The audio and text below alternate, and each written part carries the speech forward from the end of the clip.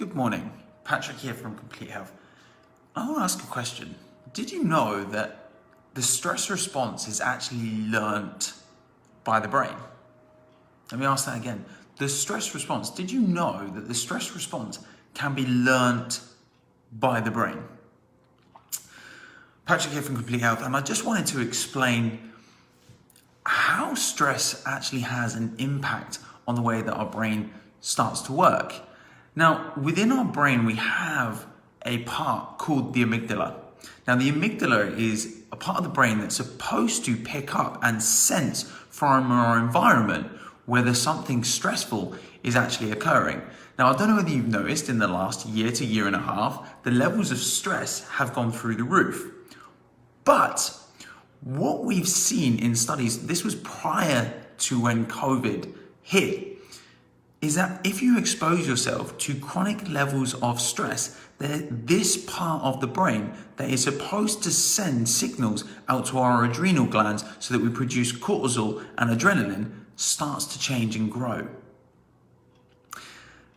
And essentially what that means is a little bit like a bicep.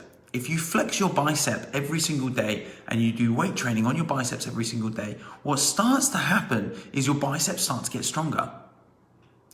In the same sense that if you expose yourself to stress every single day, what starts to happen is you start to flex your amygdala. And as a result, it becomes much easier for it to then fire again. It becomes much easier for it to fire again, which means a little bit like going to the gym, where initially you could only pick up that 10 kilo dumbbell. And then you go back and back again until you can get up to that 20 kilo dumbbell. But it becomes easier to pick up the heavier weights. Now we have kind of the contrary in this situation, that the same kind of thing happens, but with less irritation, we're now able to go into that stress state. So we're much easier to fire those adrenaline levels, to fire those cortisol levels, so it actually triggers the stress response a lot earlier. Now, what we know about the stress response is it is linked with so many different diseases like heart disease and cancers, and even a reduced immune function, which right now we really do not need. We do not need to have a reduced immune function, and having chronic levels of stress can be linked with these kinds of changes in our body. But the good news is it is not all bad news. We see these kinds of changes in stuff like fibromyalgia, we see it in chronic fatigue syndromes, we see it in lots of chronic pain syndromes. But the news is that these syndromes can be helped because we've seen it. But what we have to do is we have to manage two things. We have to manage the physical symptoms and manifestations of these actions in the brain, and we have to reprogram the brain so that we do not trigger the same responses again and again and again. So there are a couple of things that we can actually start to do. Now, what we know about chiropractic care and osteopathy, massage and physio, that the majority of these things, though looking at the physical effects, we know that our physical body is almost like the gateway or the pathway into our brain. So we're using our physical body to sense the environment. Our body is a sensor for our brain. It picks up what's going on. My skin right now and the sensors in my skin can pick up exactly what temperature it is in the room, and it will start to address it if it's too hot or too cold. I'm wearing a jumper.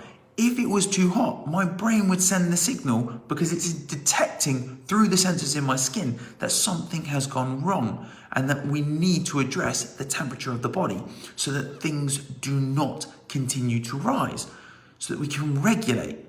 And essentially this is happening all the time. Now, in that state of chronic stress, those little things that are going on around you will trigger you much easier. But what we know is if we can improve the sensors as far as the sensors are in our muscles, in our joints, in our spine, it can start to improve the way that people start to feel. Now, interestingly, they did a study before on people that were having counseling. And what they did is they gave them craniosacral therapies prior to going and having counseling or psychotherapy. And what they basically found is that those people that had had cranial sacral therapy or manipulative techniques or chiropractic techniques or physio or massage techniques were much more open when it came to having counseling to those people that had had no prior physical work done before the counseling. Why? Well, their body had come out of that state of stress and gone into a state of relaxation. So it made it much easier to teach those people how to cope with stress. It's very difficult to teach someone how to cope with stress when they're in a state of stress and arousal already. Teach someone how to feel good first, or get someone feeling good first, and then teaching them how to stay there is much, much easier. And this is sometimes why we have to break that cycle. And it can be really difficult, especially if someone's been stuck in that stress response for a very long time. Bringing them back out can be rather complicated. But it's not to say that it's impossible. But it does require a mix of you looking after yourself physically, looking after yourself mentally, and looking after yourself chemically. Because what we know about all stresses on the body, including stuff like the stress response in our body, it needs certain chemicals and hormones within our body, which will come from the foods and stuff that we eat. And if we're eating the right foods, it technically has a function on the way that we feel. Most people will not know this. 98% of your serotonin is not produced in your brain. It's produced in your guts. So if you have unhappy guts, guess what starts to happen to the way that people feel? So if we can control how we feel, we can control the way that our body starts to function and feel. And we can bring those chronic stress responses down. Which is why I feel right now that chiropractors, all of my friends that are chiropractors right now, have more clients and patients coming in than ever before. Everyone's linking it to the fact that they're sitting in their desk at home, which is true, but everybody was sitting at a desk at work. So the thing is that the desk has not changed that much. So why have people seen such a high level of stress on their body, and why are they starting to feel so many symptoms? And partly it is your makeshift desk.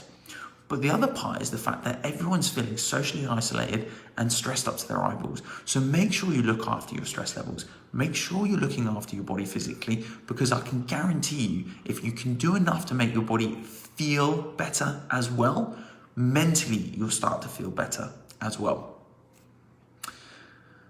Stress response, don't let your amygdala get too strong, because like I say, if it gets too big and that amygdala gets too adapted to the environment, you expose it to too much stress, it will become super easy to keep stimulating it, and you'll really struggle to actually then bring it back down again. Patrick here from Complete Health, and I'll speak to you guys again tomorrow. Goodbye for now.